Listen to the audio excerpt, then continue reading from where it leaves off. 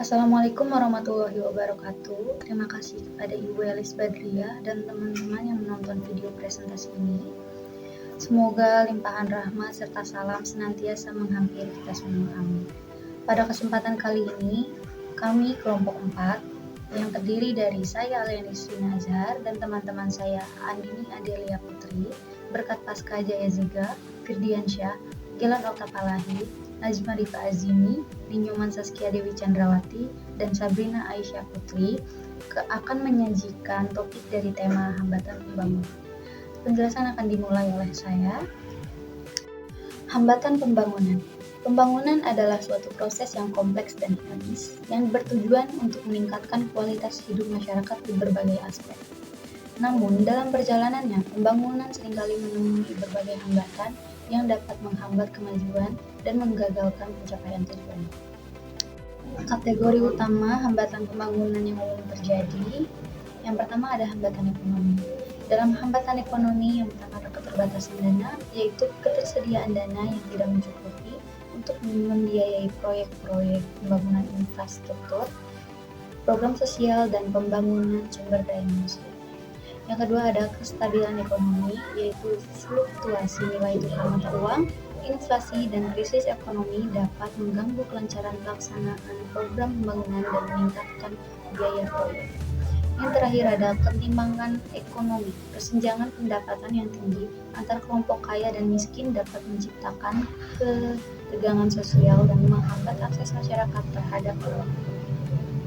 Selanjutnya ada hambatan sosial. Yang pertama, kurangnya partisipasi masyarakat atau rendahnya keterlibatan masyarakat dalam proses perencanaan dan pelaksanaan pembangunan dapat menyebabkan program pembangunan tidak sesuai dengan kebutuhan dan aspirasi masyarakat. Yang kedua, konflik sosial atau konflik antar kelompok masyarakat seperti konflik agama, etnis, atau politik dapat mengganggu stabilitas dan keamanan sehingga mengganggu pembangunan. Yang ketiga ada keterbatasan akses pendidikan dan kesehatan, yaitu rendahnya kualitas pendidikan dan kesehatan masyarakat dapat menghambat pembangunan sumber daya manusia dan produktivitas. Selanjutnya, kategori utama hambatan pembangunan yang umum terjadi yaitu hambatan politik, ketidakstabilan politik, yaitu pengertian pemerintah yang sering korupsi dan lemahnya penegakan hukum dapat menciptakan ketidakpastian dan menghambat investasi, kurangnya kepemimpinan yang visioner, ketidakan pemimpin yang memiliki visi dan misi yang jelas untuk pembangunan dapat menyebabkan program pembangunan berjalan tanpa arah dan tujuan yang terukur. Intervensi politik yang berlebihan dapat dalam proses perencanaan dan pelaksanaan pembangunan dapat menyebabkan program pembangunan tidak objek dan tidak efisien. Selanjutnya, hambatan lingkungan. Bencana alam, gempa bumi, banjir, tsunami, dan bencana alam lainnya dapat merusak infrastruktur dalam menghambat pembangunan. Perubahan iklim yaitu kenaikan permukaan laut, kekeringan, dan perubahan pola cuaca dapat mengganggu sektor pertanian, sumber daya air, dan kesehatan masyarakat. Kerusakan lingkungan yaitu pencemaran lingkungan, deforestasi, dan eksploitasi sumber daya alam yang berlebihan dapat berakibat fatal bagi kelestarian lingkungan dan kesehatan manusia. Kategori utama hambatan pembangunan yang umum terjadi. Hambatan teknologi, keterbatasan akses teknologi yaitu kurangnya akses terhadap teknologi informasi dan komunikasi (TIK) dapat menghambat akses terhadap informasi, pendidikan, dan layanan publik.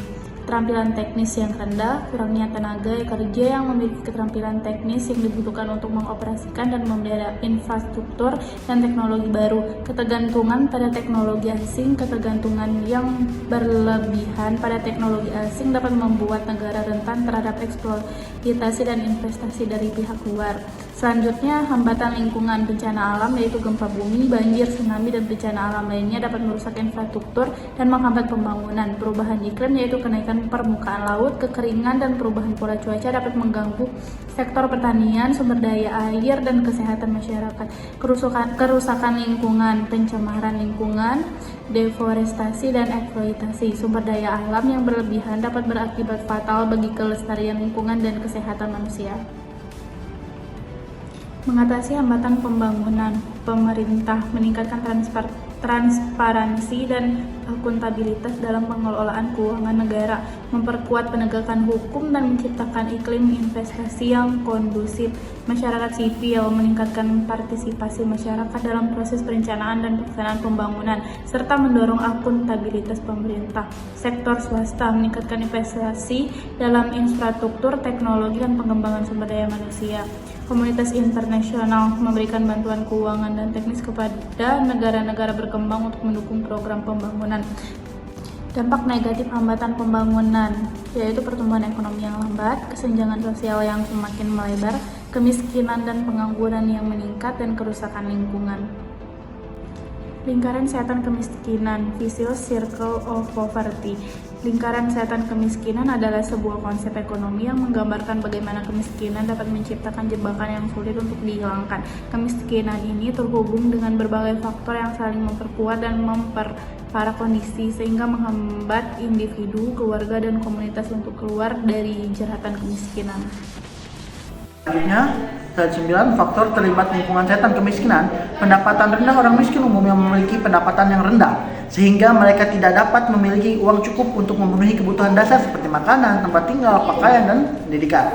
Produktivitas rendah, ukurannya akses terhadap pendidikan, kesehatan, dan modal menyebabkan rendahnya aktivitas kerja. Aktivitas kerja, tenaga kerja, sehingganya mungkin semakin memperparah pendapatan rendah. Keterbatasan akses, orang miskin seringkali memiliki keterbatasan akses terhadap pelayanan publik seperti pendidikan, kesehatan, dan infrastruktur, yang semakin menghambat peluang mereka untuk keluar dari kemiskinan. Tingginya angka kematian anak. Di negara miskin, angka kematian anak semakin tinggi, yang menyebabkan berkurangnya sumber daya manusia dan ekonomi potensial. Tingginya tingkat kejahatan. Kemiskinan dapat mendorong meningkatnya kriminalitas yang mengganggu stabilitas dan keamanan masyarakat serta menghambat pembangunan. Slide selanjutnya 10. Lingkaran setan. Kemiskinan bekerja. Pendapatan rendah. Orang miskin memulai dengan pendapatan yang sangat rendah, yang tidak cukup untuk memenuhi kebutuhan dasar seperti produktivitas rendah. Kurangnya akses terhadap pendidikan, kesehatan, dan obat menyebabkan rendahnya produktivitas. Keterbatasan untuk meningkatkan produktivitas, pendapatan keluar dari kemiskinan. Tingginya angka kematian anak. Anak kematian tinggi di negara-negara menyebabkan berkurangnya sumber daya manusia. Tingginya tingkat kejahatan. Kemiskinan dapat mendorong meningkatnya tingkat kejahatan dan kriminalitas karenanya adanya kemiskinan. Dampak lingkungan. Kemiskinan yang kronis menyebabkan terjebak dalam kemiskinan, yang faktor-faktor sering membuat keresahan di masyarakat. Penghambat pembangunan. Lingkungan setan kemiskinan menghambat kemajuan ekonomi dan sosial karena orang miskin tidak memiliki sumber daya manusia dan sumber daya untuk tempat tinggal. Memutus lingkaran setan kemiskinan. Slide 11. 1. Meningkatnya pendapatan. 2. Memperkuatnya infrastruktur. 3. Mengembangkannya teknologi. 4. Memperkuat tata kelola. Selanjutnya, slide 12. Pembentukan modal. Pembentukan modal adalah suatu progres, akumulasi, serta dan sumber daya yang digunakan untuk meningkatnya produktivitas barang dan jasa dalam suatu perekonomian. Faktor mempengaruhi tingkat pembentukan modal. Tingkat suku bunga yang rendah dapat mendorong investasi dan pembentukan modal. Stabilitas ekonomi dan politik. Stabilitas ekonomi dan politik yang kondusif dapat meningkatkan kepercayaan investor dan mendorong mereka untuk berinvestasi. Pertumbuhan ekonomi. Pertumbuhan ekonomi yang tinggi dapat meningkatkan pendapat masyarakat dan mendorong tabungan yang pada gilirannya dapat meningkatkan pembentukan modal. Kebijakan pemerintah. Kebijakan pemerintah yang mendukung investasi seperti keringanan pajak dan insentif lainnya dapat mendorong pembentukan modal. Meningkatkan pembentukan modal, meningkatkan suku bunga tabungan. Meningkatkan suku bunga tabungan dapat mendorong masyarakat untuk menabung lebih banyak, menciptakan iklim investasi yang kondusif. Pemerintah dapat menciptakan iklim investasi kondusif dengan memastikan stabilitas ekonomi dan politik serta menyediakan insentif bagi investor. Mengembangkan pasar modal. Mengembangkan pasar modal dapat membantu perusahaan untuk mendapatkan akses ke pendanaan yang lebih mudah. Meningkatkan pendidikan dan pelatihan. Meningkatkan pendidikan dan pelatihan dapat meningkatkan keterampilan dan pengetahuan tenaga kerja sehingga meningkatkan modal manusia. Memperkuat kerjasama internasional. Kerjasama internasional dapat membantu negara-negara berkembang untuk mendapatkan akses ke teknologi dan modal asing. Perangkap penduduk. Perangkap penduduk population trap adalah sebuah konsep ekonomi yang menggambarkan bagaimana pertumbuhan penduduk yang pesat dapat menyebak suatu negara dalam siklus kemiskinan dan menghambat pembangunan ekonomi. Perangkap penduduk bekerja. Tingkat kesuburan tinggi di negara-negara dengan tingkat kesuburan tinggi populasi tumbuh dengan cepat.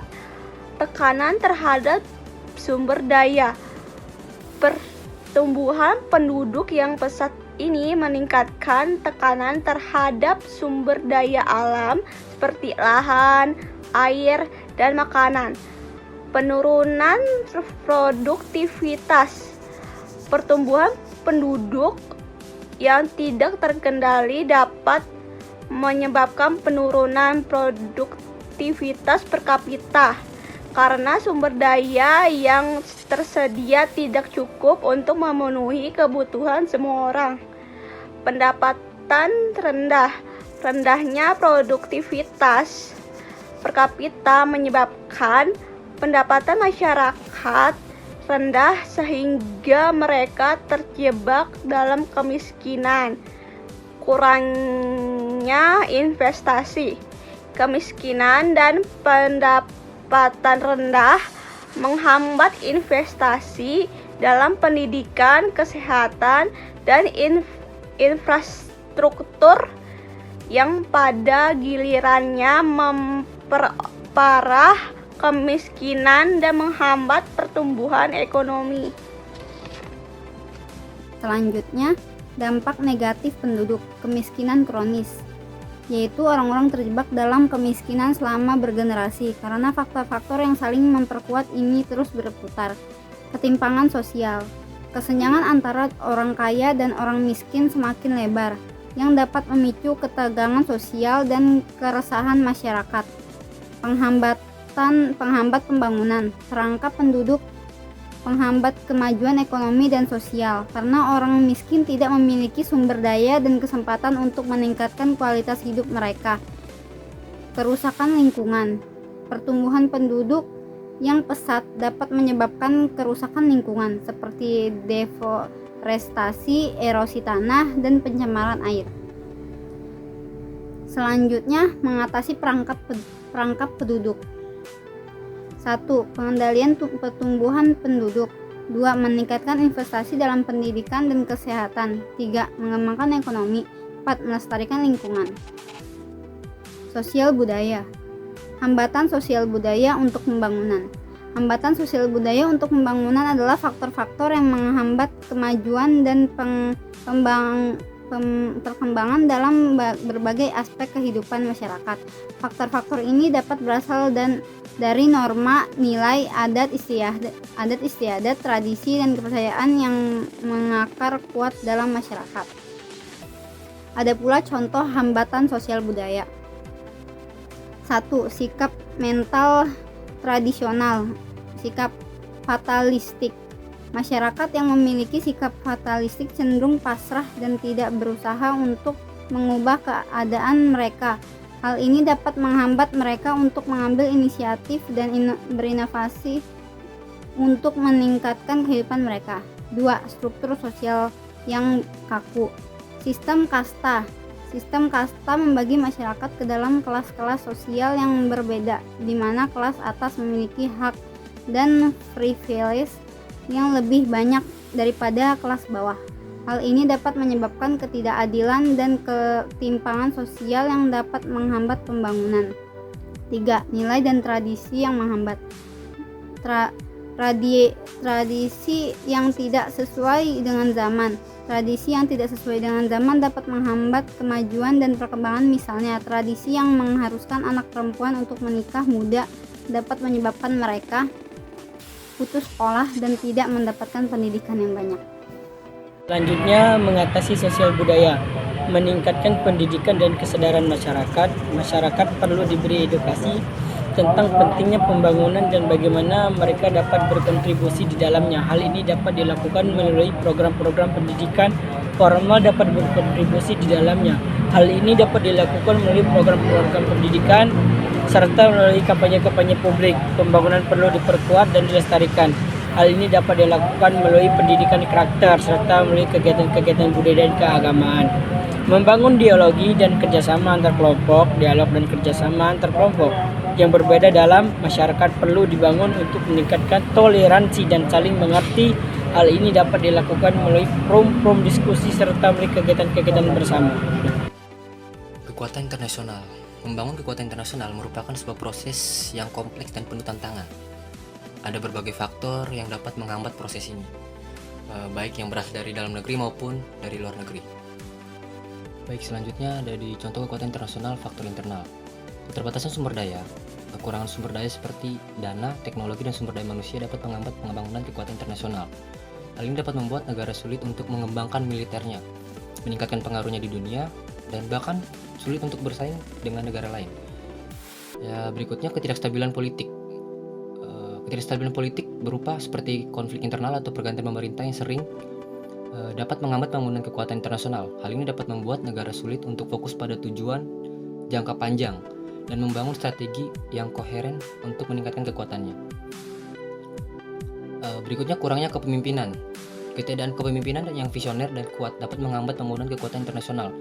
Pemimpin yang kuat diperlukan untuk menetapkan tujuan yang jelas, memobilisasi sumber daya, dan membangun konsensus di antara kepada berbagai pihak. Berikutnya, yang terakhir, lemahnya birokrasi. Di sini maksudnya birokrasi yang lemah dan tidak efisien dapat menghambat pelaksanaan program-program pembangunan kekuatan dalam bidang internasional. Hal ini dapat menyebabkan pemborosan sumber daya, keterlambatan dalam pelaksanaan proyek, dan kurangnya akuntabilitas. Contoh kekuatan internasional. Persaingan dalam negara lain, persaingan dengan negara lain untuk mendapatkan pengaruh dan sumber daya dapat menghambat pembangunan kekuatan internasional.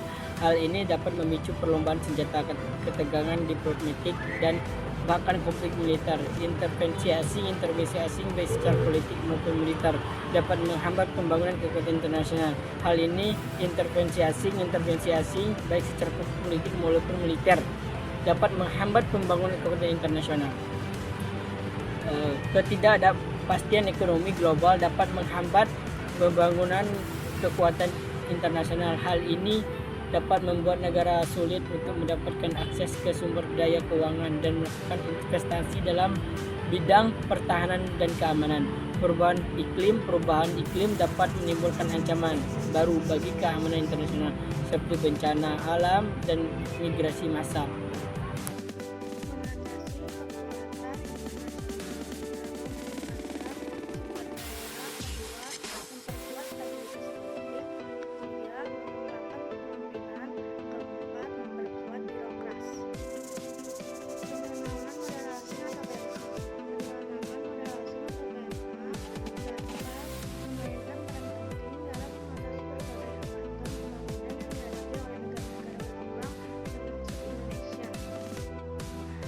Contoh peran PMA dalam mengatasi hambatan pembangunan. Pertama, meningkatkan pendanaan pembangunan.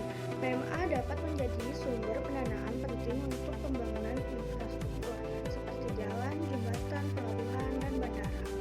Infrastruktur yang memadai sangat penting untuk meningkatkan konektivitas dan mendorong pertumbuhan ekonomi. Selain itu, PMA juga dapat membantu membiayai proyek-proyek pembangunan lainnya seperti pendidikan, kesehatan, dan energi. Kedua, transfer teknologi dan pengetahuan. Perusahaan asing yang melakukan PMA seringkali membawa teknologi dan pengetahuan baru ke negara tuan rumah. Hal ini dapat membantu meningkatkan produktivitas dan efisiensi di berbagai sektor ekonomi. Selain itu, transfer teknologi dan pengetahuan juga dapat membantu meningkatkan kualitas sumber daya manusia di negara tuan rumah. Tiga, penciptaan lapangan kerja. PMA dapat menciptakan lapangan kerja baru bagi penduduk lokal. Hal ini dapat membantu mengurangi pengangguran dan meningkatkan taraf hidup masyarakat. Selain itu, lapangan kerja yang diciptakan oleh PMA juga dapat membantu meningkatkan pendapatan pajak bagi pemerintah negara tuan rumah. Contoh kasus PMA berhasil membantu mengatasi hambatan pembangunan. Pertama, Cina. PMA telah memainkan peran penting dalam pembangunan ekonomi Cina yang pesat selama beberapa dekade terakhir. PMA telah membantu Cina untuk mengembangkan infrastruktur yang memadai, meningkatkan produktivitas, dan menciptakan lapangan kerja baru. Yang kedua, Vietnam. Vietnam telah menjadi salah satu negara tujuan PMA paling menarik di Asia Tenggara dalam beberapa tahun terakhir. PMA telah membangun Vietnam untuk meningkatkan ekspornya, menarik wisatawan, dan mengembangkan sektor ekonominya. Yang ketiga, Indonesia. Indonesia telah lama menyambut PMA sebagai salah satu sumber daya penting untuk pembangunan ekonominya. PMA telah membantu Indonesia selama membangun infrastruktur, mengembangkan industri manufaktur, dan menciptakan lapangan kerja baru. Untuk yang terakhir, di sini ada dampak negatif PMA. Eksploitasi sumber daya alam. Perusahaan asing yang melakukan PMA terkadang mengeksploitasi sumber daya alam negara tuan rumah secara berlebihan. Hal ini dapat merusak lingkungan dan merugikan masyarakat lokal. Transfer keuntungan. Perusahaan asing yang melakukan PMA terkadang mentransfer keuntungannya ke luar negeri. Hal ini dapat menyebabkan kebocoran modal dan menghambat pembangunan ekonomi negara tuan rumah. Berikutnya, persaingan dengan perusahaan lokal. Di sini dimaksud adalah perusahaan asing yang melakukan PMA terkadang bersaing dengan perusahaan lokal secara tidak sehat. Hal ini dapat merugikan perusahaan lokal dan menghambat perkembangan sektor swasta nasional. Berikutnya adalah cara mengatasi dampak negatif dari PMA. Yang pertama, membuat kebijakan yang menarik dan kondusif bagi PMA. Yang kedua itu menegakkan aturan dan regulasi yang terkait dengan PMA. Yang ketiga, membangun kapasitas sumber daya manusia, dan yang terakhir, memacu perkembangan sektor swasta nasional. Demikianlah beberapa hal yang dapat kami sampaikan. Sebelumnya, saya mohon maaf yang sebesar-besarnya apabila dalam penyampaian tadi ada kesalahan kata atau beberapa pernyataan yang menyinggung, karena kami hanya manusia biasa yang takut terjadi kesalahan. Terima kasih atas perhatiannya. Wassalamualaikum